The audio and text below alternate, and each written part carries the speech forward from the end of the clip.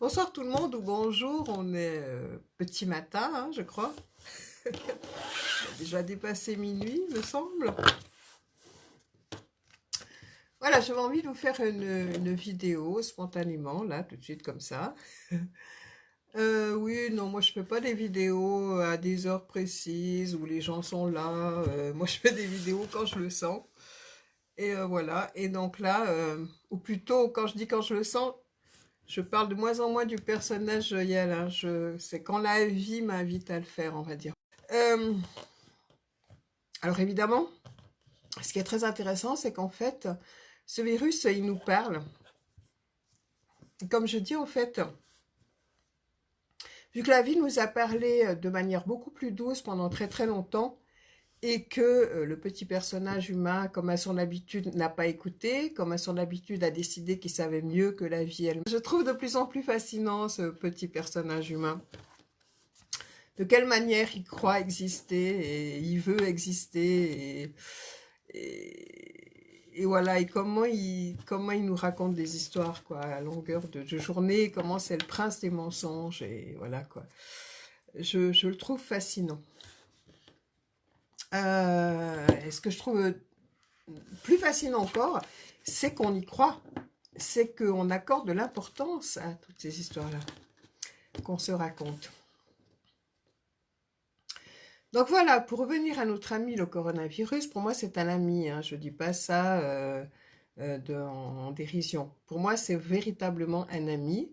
C'est la vie qui nous parle de la manière dont on est capable de la comprendre. Puisqu'on n'a pas voulu entendre euh, la, la même information en douceur, eh bien évidemment elle va parler plus fort parce que la vie ne lâche jamais.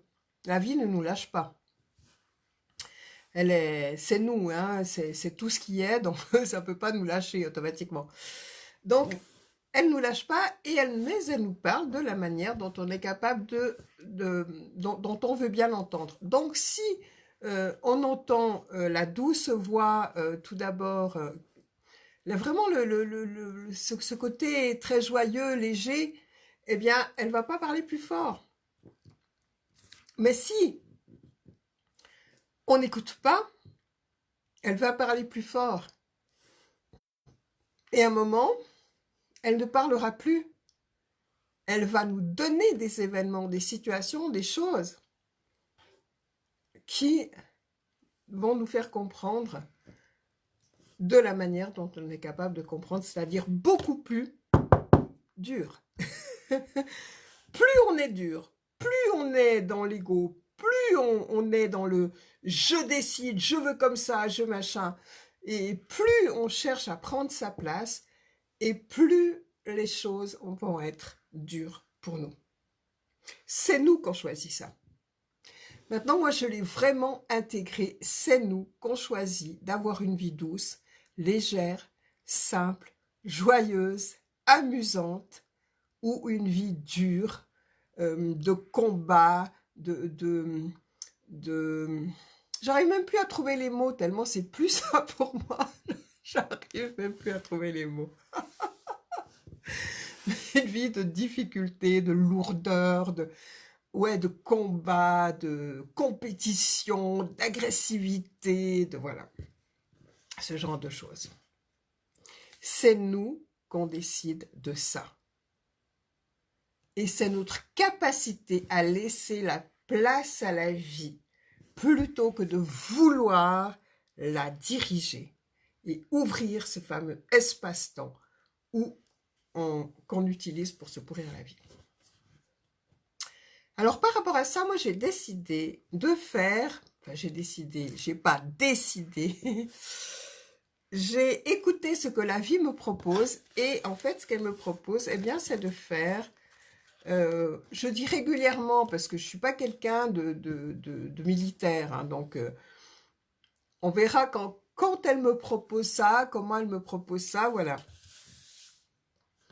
De faire des vidéos pour euh, montrer, comment dire, l'intérêt de ce coronavirus, tout ce qu'il nous apporte de magnifique, tout ce qui, de quelle manière on peut le voir comme quelque chose de merveilleux. Voilà, c'est ce que me propose la vie et ce que je trouve extrêmement joyeux de faire. Donc, j'ai utilisé mes cartes. Évidemment, j'utilise mes cartes. Et mon oracle de la joie, qui est juste par là, hein, qui n'est pas très loin. Voilà. Donc, une fois c'est là, une fois c'est l'autre, ça peut être les deux, peu importe. Là, j'ai tiré 2 cartes de l'oracle de la triade. Alors, la première, c'est le silence.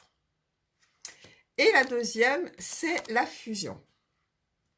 Alors, qu'est-ce que ça vient nous dire par rapport au coronavirus? Eh bien, ça veut dire que ce silence, cet isolement pour certains, cette quarantaine que vont vivre certains, ils peuvent l'utiliser, non pas, ils peuvent l'utiliser, ils peuvent la comprendre de différentes manières. Ils peuvent la comprendre en « mon Dieu, je vais être confiné chez moi, sans manger, il faut vite que j'aille acheter des trucs, etc. » Voilà. Évidemment, si les gens paniquent, on n'aura pas d'autre choix que d'aller nous aussi faire des provisions. Parce que sinon, on va se retrouver avec rien. Donc, plus les gens vont paniquer, plus évidemment, il va y avoir ce genre de choses qui vont se passer. Et là, c'est comme, par exemple, quelqu'un qui veut sortir d'une salle de théâtre bondée parce qu'il y a, je ne sais pas quoi, une menace terroriste, j'en sais rien trop quoi, et qu'au lieu que les gens sortent tranquillement, un par un, oui, je sais, c'est pas forcément évident, mais plus on panique, pire c'est. Parce que si on panique, les gens ils vont tous se précipiter vers les sorties, ça va faire un bouchon, et à ce moment-là, on va perdre un temps énorme pour évacuer tout le monde, et c'est là, évidemment, qu'il va y avoir des gros problèmes. Et bien là, c'est pareil. Si les gens se mettent à paniquer, ils vont dévaliser les magasins, ils vont se bousculer comme des bêtes pour avoir des pâtes du riz, etc. Et là, automatiquement, ça va créer des problèmes parce que tout le monde va vouloir avoir de quoi survivre, etc. Et ça veut dire que ces personnes-là n'ont aucune confiance en la vie. Aucune. Parce que la vie, elle donne à chaque instant ce qu'on a besoin. Donc, si on laisse faire la vie, il y aura le moment où elle va nous dire, ok, va au magasin acheter ça, ça et ça, puis pas un camion de victuailles, mais voilà, elle va nous inspirer de ce qu'on a besoin vraiment d'acheter. Mais si on commence à paniquer, alors là, on va acheter beaucoup plus que ce qu'on a besoin, ça va faire de la nourriture périssable, et puis, il y a certaines personnes qui risquent de ne pas en avoir. Bon. La panique, c'est pas bon. C'est pas bon. Alors, voilà, on peut voir les choses dans ce sens-là, et les vivre dans ce sens-là en disant, mon Dieu, je vais être enfermé chez moi, qu'est-ce qui va se passer, ça va être l'horreur, etc. Ou bien, on peut réaliser qu'en fait, ça fait très longtemps, pour beaucoup de personnes, qu'ils ont la tête dans le guidon, comme on dit, qui n'ont pas un instant pour eux, pas un instant pour se poser et réfléchir par rapport à leur vie et écouter justement les fameux messages de cette vie qui n'arrêtent pas de leur parler. Et là, ils ont enfin la possibilité de se poser et d'aller mettre de l'ordre consciemment dans chaque aspect de leur vie. C'est merveilleux. C'est merveilleux que la vie elle-même leur donne par ce moyen-là la possibilité de se poser et de vraiment remettre leur vie en ordre à tous les niveaux. Donc ça, c'est une des merveilleuses possibilités qu'offre ce coronavirus à tous ces gens qui sont complètement stressés, qui sont au bord du burn-out. Ils vont enfin pouvoir se poser et vraiment mettre en place les choses dans leur vie consciemment de ce qu'ils veulent vraiment. Parce que ce coronavirus, il pose la question de l'importance de la vie. Quand on risque, entre guillemets, de mourir, parce que les gens ont peur, parce qu'ils voient des gens qui meurent, alors là, déjà, il faut bien prendre conscience qu'il faudrait vraiment savoir ce qui s'est passé par rapport à ces gens, parce que sûrement que la plupart de ces gens étaient déjà malades, et que c'était la goutte d'eau qui a fait déborder le vase. Ou peut-être certains avaient même envie de s'en aller. parce qu'ils en ont ras-le-bol de tout ce qui se passe. Ça, encore une fois, on ne sait pas tout ça. Ça n'est pas ça qui est important. L'important, c'est quel est mon rapport face à ma vie, quel est mon rapport face à ma mort. Le rapport face à la vie, ça veut dire qu'est-ce qu'il vient nous dire ce coronavirus? Ce coronavirus, il vient nous dire si je devais mourir demain, est-ce que par rapport à ce que j'ai vécu, par rapport à ce qu'a été ma vie, je peux mourir sereinement en me disant ouais génial, j'ai fait tout ce que j'avais envie de faire, j'ai aimé tous les gens que j'avais envie d'aimer, je peux partir, il n'y a pas de souci pour moi. Ou bien est-ce qu'au contraire, on est en train de se dire mon Dieu, mais j'ai pas du tout dit je t'aime à mes parents, j'ai pas du tout dit, j'ai pas du tout fait les choses qui étaient vraiment importantes pour moi. J'ai utilisé ma vie en faisant plein de futilités, de choses qui n'ont aucun sens. Je passe, je sais pas, mes journées sur l'ordinateur ou bien devant la télé ou à faire des choses qui ont aucun intérêt, qui m'offrent aucune joie. Et alors, qu'est-ce qu'il vient dire ce coronavirus? Il vient simplement dire, regarde ta vie. Est-ce que ta vie telle qu'elle est aujourd'hui te plaît?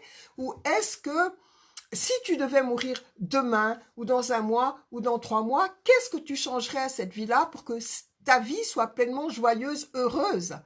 Et là, c'est merveilleux parce que ça permet de voir clairement ce qu'on aimerait que soit différent dans notre vie. Et puis, ça pose la question de la mort. Ça pose la question de la mort. Justement, si je devais m'en aller, est-ce que j'ai fait tout ce que j'ai envie de faire? Et ça permet de voir les merveilleux projets et de voir l'importance de la vie dans la seconde qu'on vit. Parce qu'on ne sait pas. Ça pose la question de la mort parce qu'on ne sait pas quand on va s'en aller. Personne ne sait. Du jour au lendemain, on peut partir. Ça pose aussi une autre question, c'est qu'on ne maîtrise rien. On ne contrôle rien. Il peut tout se passer dans notre vie. Tout peut nous être enlevé du jour au lendemain. La seule chose qui est vraiment, comment dire, sur quoi on peut se fier, c'est la vie elle-même. C'est la vie elle-même. C'est pas notre petit personnage humain. Il peut rien faire. Le petit personnage humain croit, nous raconte des histoires, nous fait croire.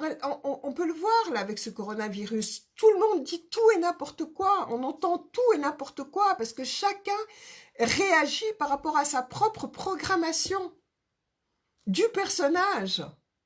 Et c'est pour ça qu'il y a autant d'avis différents. Mais dans la réalité, il y a un message. Le coronavirus vient nous parler de nous. Et chacun individuellement, il vient nous donner un message par rapport à notre vie, par rapport à l'importance de notre vie. Et c'est ça qu'il vient nous raconter. Donc ce qui est génial, c'est que ce temps de silence, ce temps d'isolement, c'est un temps merveilleux pour remettre notre vie en ordre et pour intégrer cette unité dans la partie féminine de l'intuition, le ressenti, l'écoute, et cette partie masculine de la concrétisation des choses.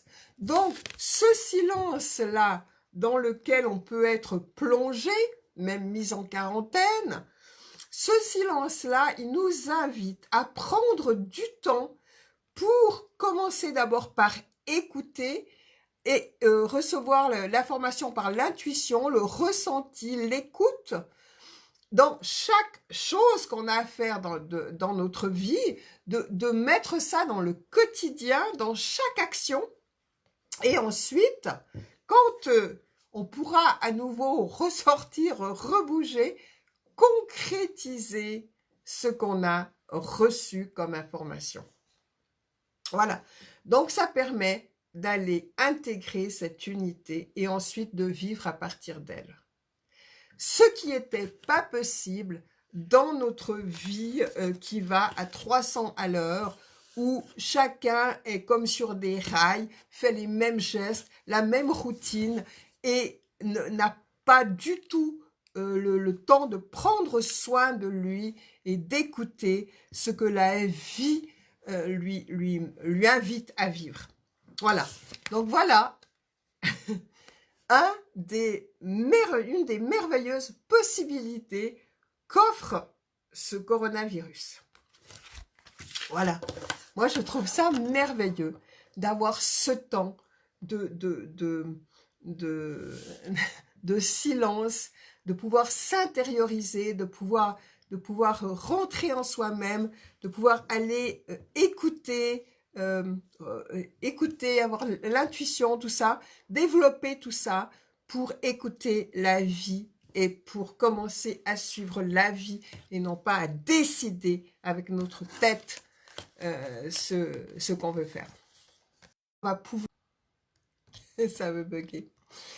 Et il y a évidemment plein d'autres merveilleuses possibilités qu'offre ce coronavirus qu'on n'avait pas le temps dans nos vies tellement qui partent dans tous les sens et où l'essentiel est souvent banni ou mis à la dernière place.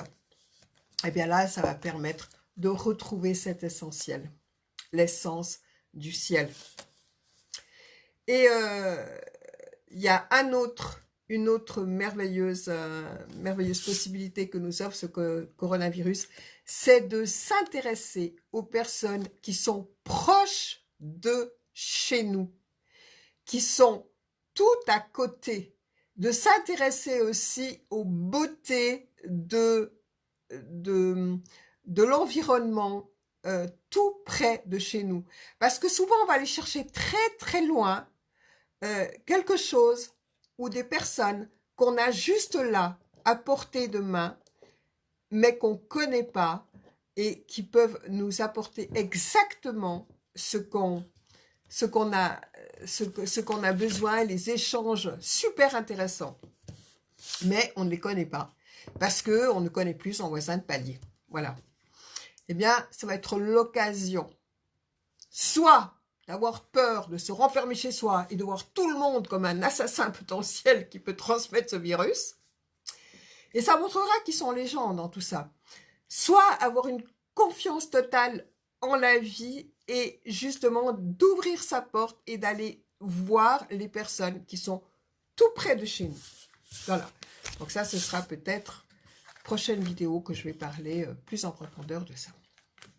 En attendant, mes chers amis, prenez conscience que tout ce qui se passe dans la vie est notre propre création, peu importe qui a mis ça ou pas ça. Moi, je ne m'occupe pas de ça. Je sais que si je suis actuellement dans cette vie, à ce moment précis, avec ce virus, c'est qu'il a quelque chose de merveilleux à m'apprendre et quelque chose que j'ai souhaité vivre. Voilà. Donc, merci déjà d'avance à tout ce qui va se passer parce que ça va être ma propre création. Et je sais que ça va être en fonction de mon ouverture ou de ma fermeture du cœur que ce virus va être quelque chose de merveilleux pour moi ou alors quelque chose de totalement catastrophique, comme n'importe quel autre événement de ma vie. Soit je vais avec la vie et dans ce cas-là, tout s'ouvre et tout se passe merveilleusement bien, soit je vais contre et dans ce cas-là, et je décide avec ma tête, avec mon mental, avec mon ego que je sais mieux que la vie, et dans ce cas-là, c'est la catastrophe assurée. Ça maintenant, je le sais. S'il y a une chose que je sais sur Terre, c'est ça. Laissez la place à la vie. Laissez la place à la vie. Lâchez le petit personnage qui vous raconte des conneries. Laissez vraiment la place à la vie. Elle va vous inspirer des choses merveilleuses. Elle va vous amener dans des endroits magnifiques. Elle va vous faire rencontrer des gens incroyables. Elle est là pour votre bonheur. Alors que votre mental et votre ego est vraiment là pour vous induire en erreur. Ils avaient une utilité à un certain moment donné de notre vie, quand on était dans un état de survie.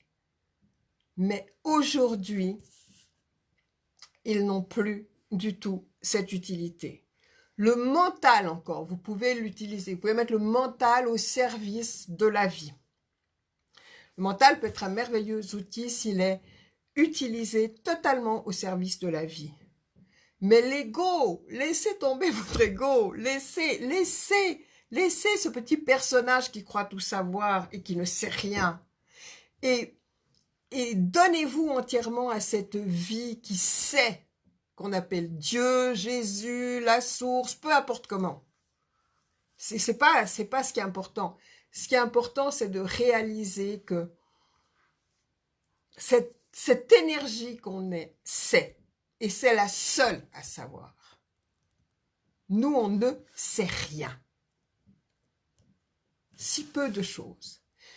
Moi, j'ai pendant des années fonctionné comme ça en croyant savoir, mais en réalité je savais quoi? Je savais des choses que j'avais appris dans des livres ou que j'avais écouté de certains maîtres et que je répétais. Je répétais une leçon apprise. Mais je n'avais pas du tout intégré, pas une seule seconde, ce que je répétais. Alors je jouais au singe savant. Et j'en vois tellement de singes savants. J'en vois tellement des gens qui font des conférences, mais qui parlent pas avec leur cœur. C'est pas la vie qui parle, c'est pas leur cœur qui parle. C'est une répétition de choses entendues. Et c'est purement mental.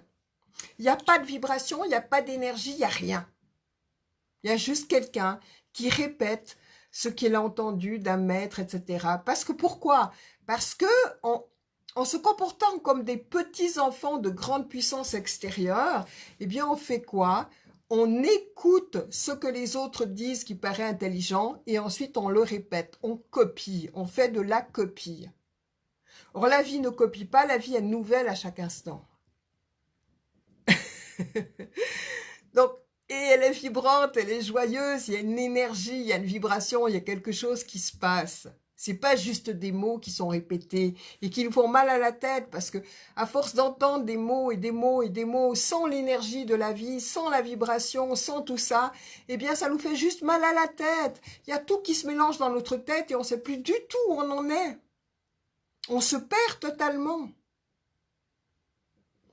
Et plus on croit comment dire, comprendre de choses, et moins on comprend, plus on se perd. Voilà, ben, c'était ça que j'avais envie que la vie que je suis, quand je dis que j'ai envie, hein, c'est plus moi, hein, le seul intérêt que j'accorde au petit personnage Joyelle, c'est celui d'avoir enfin laissé la place à la vie et d'avoir accepté de lui laisser toute la place et enfin de lâcher l'affaire. Et puis, évidemment, ben, tout le chemin, toute l'incompréhension, tous les combats, tout ce qui m'a amené à laisser la place aujourd'hui, à intégrer ça aujourd'hui. Mais moi, ce que je ressens, alors il y a des gens qui me disent oui, mais c'est normal, toi tu as déjà vécu tout ça, donc maintenant maintenant ça paraît facile pour toi et tout. Mais non, il y a quelque chose qui me dit que oui, effectivement, nous, un temps, on avait besoin de tout ça. Mais maintenant, moi, je ressens profondément que l'énergie est complètement différente.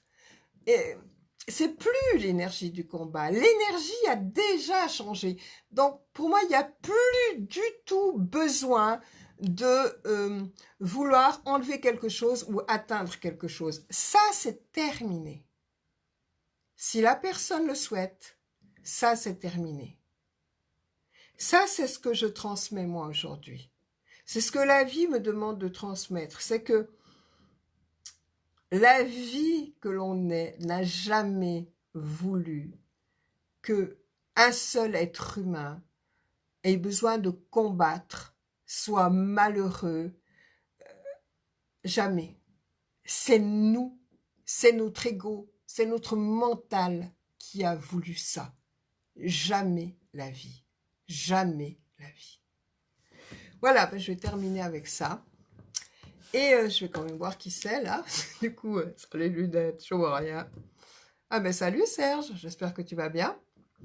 Donc voilà, je vous fais de gros bisous et je vous souhaite une merveilleuse soirée. Et puis vraiment, réalisez que chaque chose qui se passe, c'est quelque chose que vous avez créé, que vous avez voulu vivre.